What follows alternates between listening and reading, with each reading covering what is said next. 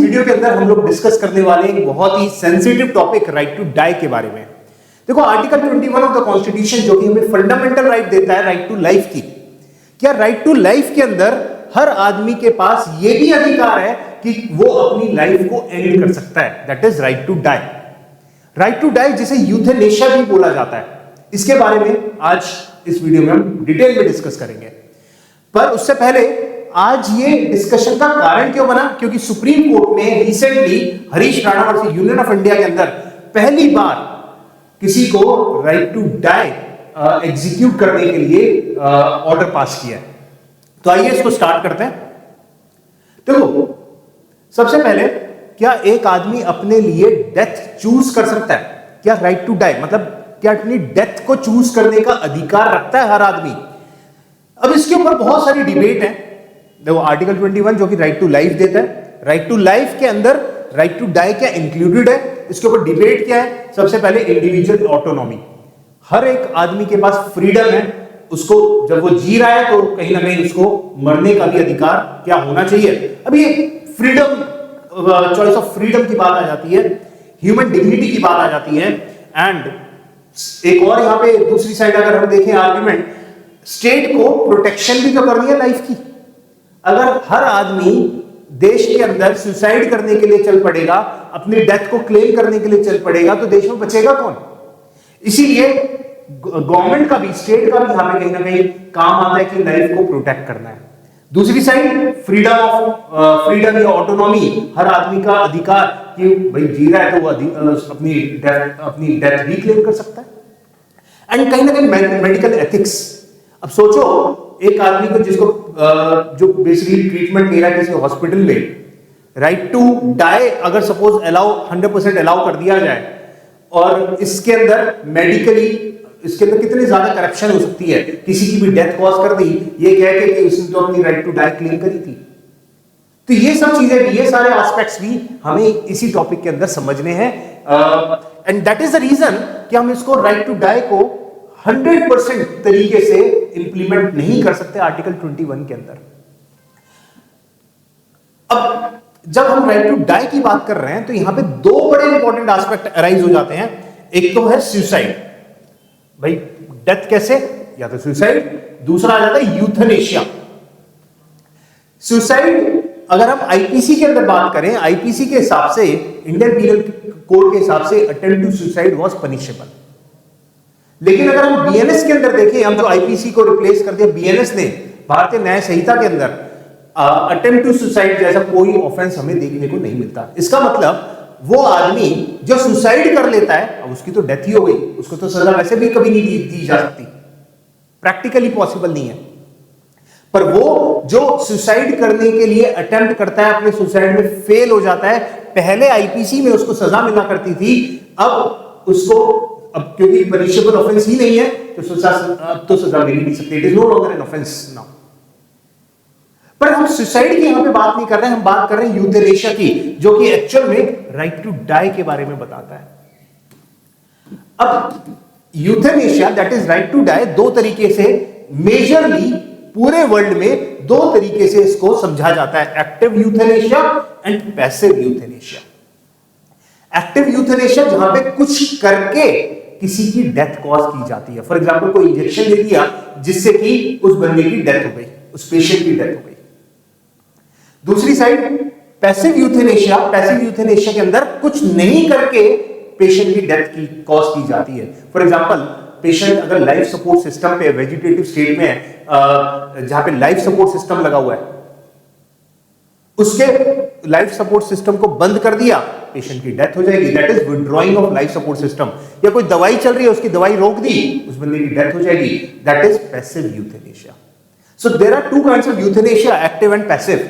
Active euthanasia जिसमें हमें कुछ पॉजिटिव काम करना पड़ता है, डेथ कॉज करने के लिए कुछ करना पड़ रहा है। पैसिव यूथनेशिया जिसमें डेथ कॉज करने के लिए हमें कुछ करना नहीं पड़ रहा है, इनफैक्ट जो चल रहा है उसको रोका जाता है, नेगेटिव फॉर्म ऑफ यूथनेशिया जिसे हम बोलते हैं। This is positive form of euthanasia and this is negative form of euthanasia. आगे बात करते हैं इसमें।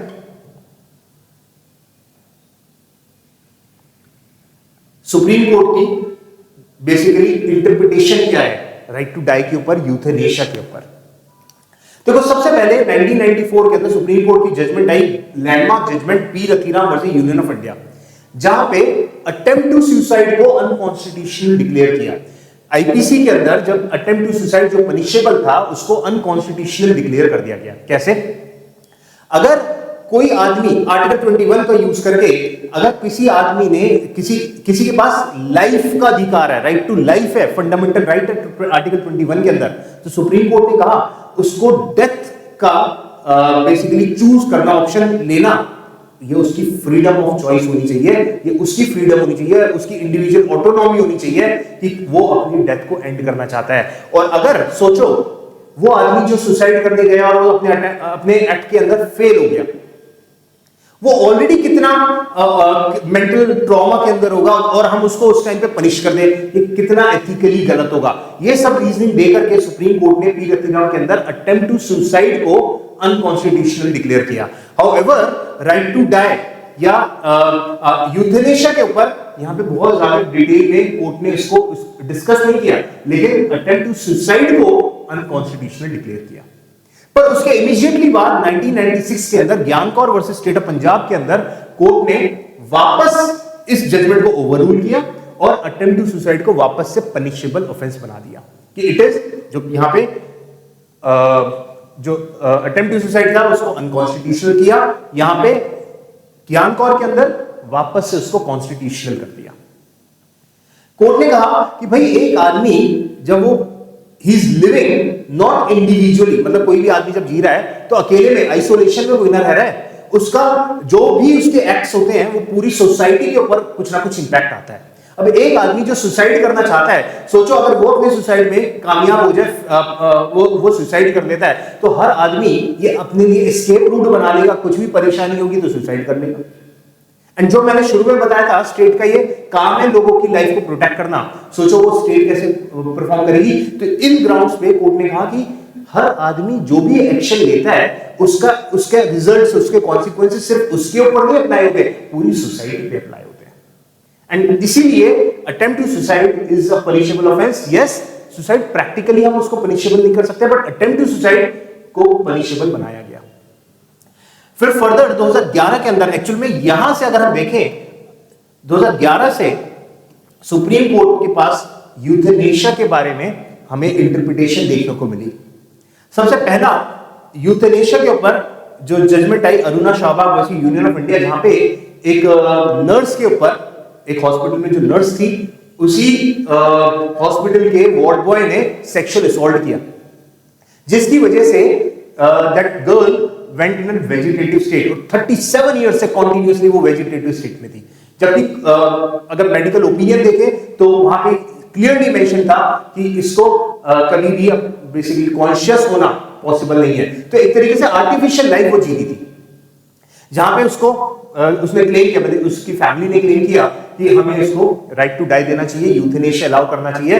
कोर्ट ने यहां पे अरुणा शाहबाग को तो राइट टू डाई नहीं दिया, क्योंकि हॉस्पिटल वालों ने एफिडेविट फाइल कर दिया कि हम इसको like we are taking care of all the expenses of the life support system, तो हम इसलिए हम रेडी है उसके सारे एक्सपेंसेस को बेयर करने के लिए, एंड फैमिली के ऊपर कोई बर्डन नहीं है। एंड जब तक वो जिएगी, जब तक वो सांस ले रही है, जब हम उसको वेजिटेटिव स्टेट में रखेंगे, हम उसको life support system, artificial life देते रहेंगे। बट कोर्ट ने यहां पे पैसिव यूथेनेशिया को अलाउ कर दिया, पैसिव यूथेनेशिया को अलाउ किया गया। बट इसके ऊपर गाइडलाइंस लेट डाउन की गई, मेडिकल बोर्ड बेसिकली सेटअप किया जाएगा, जहां पे एक एप्लीकेशन फाइल होगी chief justice of high court के पास, 2 बेंच चीफ जस्टिस कॉन्स्टिट्यूट करेंगे, 2 जजेस बेंच कॉन्स्टिट्यूट करेंगे, और मेडिकल बोर्ड का जो ओपिनियन होगा वो कंसीडर करने के बाद किसी को पैसिव यूथेनेशिया अलाउ किया जा सकता है। So basically guidelines laid down की गई पैसिव यूथेनेशिया के ऊपर अरुणा शाहबाग के अंदर।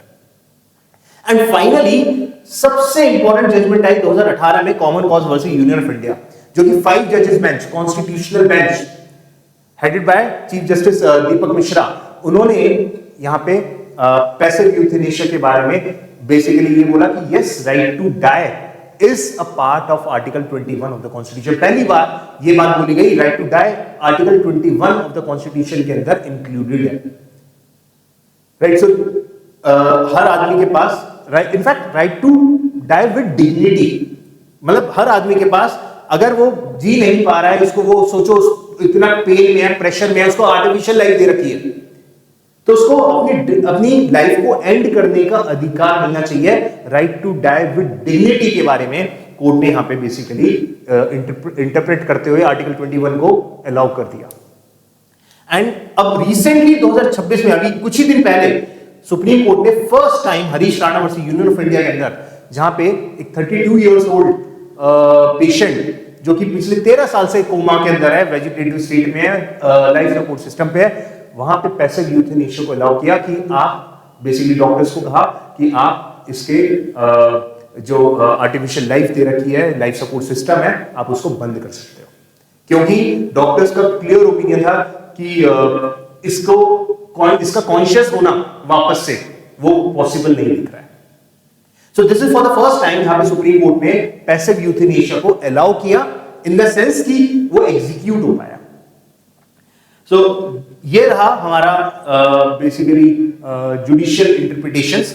और इसी के ऊपर अगर हम देखें, लॉ कमीशन की 2 reports I, 196 report and 241 report, जहां पे ये कहा गया कि बेसिकली बिल बनाने की बात आई। इनफैक्ट 241 लॉ कमीशन रिपोर्ट के बेसिस पे तो बिल भी बनाया गया, medical treatment of terminally ill patient bill. ये बिल भी बना दिया गया, ड्राफ्टिंग इसकी कंप्लीट हो गई, पर आज तक ये पास नहीं हुआ है। इनफैक्ट हरीश राणा के अंदर अभी जो मैंने आपको बताया 2026 की ये जजमेंट है, यहाँ पे सुप्रीम कोर्ट ने भी बहुत क्लियरली डायरेक्शंस दिए वापस से यूनियन गवर्नमेंट को कि आप इसके ऊपर लॉ बनाओ, हमारी गाइडलाइन से इसको रेगुलेट करना, राइट टू डाई को रेगुलेट करना ये सही नहीं है, क्योंकि अल्टीमेटली ये काम तो लेजिस्लेचर का है, जुडिशरी का कोई ना है। Policy making is not the job of the judiciary, पर वो करना इसलिए पड़ रहा है क्योंकि there is no law on this particular point, and therefore either medical treatment of terminally ill patients bill को पास करा जाए, या इसके अंदर जो भी अमेंडमेंट्स की रिक्वायरमेंट है वो करके बेसिकली इसके ऊपर प्रॉपर फ्रेमवर्क होना चाहिए, लेजिस्लेटिव फ्रेमवर्क होना चाहिए, जिसके बेसिस पे अगर कोई पैसिव यूथेनेशिया क्लीन करना चाहे तो वो उसका एक प्रॉपर प्रोसेस डिफाइंड होना चाहिए। पर ठीक है, अभी तक तो कोई जजमेंट नहीं है। तो अगर हम देखें लीगल पोजीशन, एक्टिव यूथेनेशिया अब इंडिया के अंदर इलीगल, एक्टिव यूथेनेशिया कभी अलाउ नहीं किया। Physician assisted suicide, physician assisted suicide क्या होता है, जहां पे डॉक्टर की हेल्प से पेशेंट अपनी डेथ को एंड करता है, this is also illegal.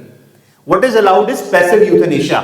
Passive euthanasia जो मैंने आपको बताया, सेफगार्ड यूज करके, सुप्रीम कोर्ट की जो गाइडलाइंस है अरुणा शबाब के अंदर, उस गाइडलाइंस को यूज करते हुए जैसे चीफ जस्टिस के पास एप्लीकेशन जाएगी, वो 2 जजेस बेंच कॉन्स्टिट्यूट होगा, मेडिकल बोर्ड सेटअप होगा जहां पे उनका ओपिनियंस आएंगे, ये सब करने के बाद डिसाइड किया जाएगा कि क्या पैसिव यूथेनेशिया अलाउ किया जाए उस पर्टिकुलर सिचुएशन में या नहीं। And living will, now what is living will? Living will को भी कॉमन कॉज के अंदर, मैंने आपको बताया 2018 की जो जजमेंट है common cause versus union of India, वहां पर भी इसको अलाउ किया गया। लिविंग विल का क्या मतलब है कि जब कोई पेशेंट कॉन्शियस है, अब उसका ट्रीटमेंट होने वाला है और वो ट्रीटमेंट बहुत ही पेनफुल, बहुत ही डेंजरस रहेगा, ये बात पता है, तो पेशेंट ने पहले ही ये डिक्लेयर कर दिया डॉक्टर्स को कि इन केस अगर मैं अनकॉन्शियस स्टेट में चला जाऊं, वेजिटेटिव स्टेट में चला जाऊं, मुझे लाइफ सपोर्ट सिस्टम के थ्रू आर्टिफिशियल लाइफ नहीं दी जाए। लिविंग विल, मैं अगर उस ट्रीटमेंट से बच गया तो ठीक है, अगर मैं उस ट्रीटमेंट से नहीं बचा और मैं वेजिटेटिव स्टेट में चला गया तो लाइफ सपोर्ट सिस्टम पे मेरे को ना रखा जाए। ये लिविंग विल है, जो कि अगेन इसको भी रिकॉग्नाइज किया हुआ है कॉमन कॉज के अंदर। And so basically passive euthanasia, living will दोनों ही इंडिया के अंदर अलाउड है, पर इसके ऊपर कोई प्रॉपर लेजिस्लेटिव फ्रेमवर्क आज तक नहीं आया। वही अगर हम ग्लोबल पोजीशन देखें तो इंडिया के अंदर मैंने आपको बता दिया, नीदरलैंड्स के अंदर सबसे पहले, नीदरलैंड्स के अंदर active euthanasia, assisted suicide, passive euthanasia सबको अलाउ किया हुआ है, प्रॉपर लेजिस्लेशंस हैं। बेल्जियम, स्विट्जरलैंड के अंदर असिस्टेड सुसाइड या पैसिव यूथेनेशिया अलाउड है। यूएस की बहुत सी स्टेट्स के अंदर पैसिव यूथेनेशिया को अलाउ किया हुआ है। यूके के अंदर it is still not allowed, but yes passive euthanasia को अलाउ किया हुआ है। मतलब एक्टिव यूथेनेशिया, असिस्टेड सुसाइड अभी भी वहां भी इलीगल है। सो इंपॉर्टेंट क्वेश्चन ये राइज होता है, euthanasia that is right to die, with dignity is a very important constitutional, in fact fundamental right now under article 21 of the constitution. पर इसको रेगुलेट करना भी उतनी ही जरूरी है जितना ये राइट जरूरी है, इस राइट का होना जरूरी है, इसको रेगुलेट करना भी बहुत जरूरी है, अदरवाइज इसका बहुत ज्यादा मिसयूज हो सकता है। And therefore this requires a proper legislation, एक प्रॉपर लॉ की हमें यहाँ पे बहुत ज्यादा अटमोस्ट प्रायोरिटी के साथ हमें इसकी जरूरत है। सो आई थिंक आप लोगों को यूथनेशिया राइट टू डाई के बारे में पता चला होगा, और हरीश राणा के अंदर कोर्ट ने क्या बोला उसके ऊपर क्लैरिटी भी होगी। इस तरीके की और वीडियोस हम लोग जल्दी ही अपने चैनल्स पे जुडिशियल प्रो चैनल के ऊपर और भी पोस्ट करेंगे, so stay tuned. Thank you so much.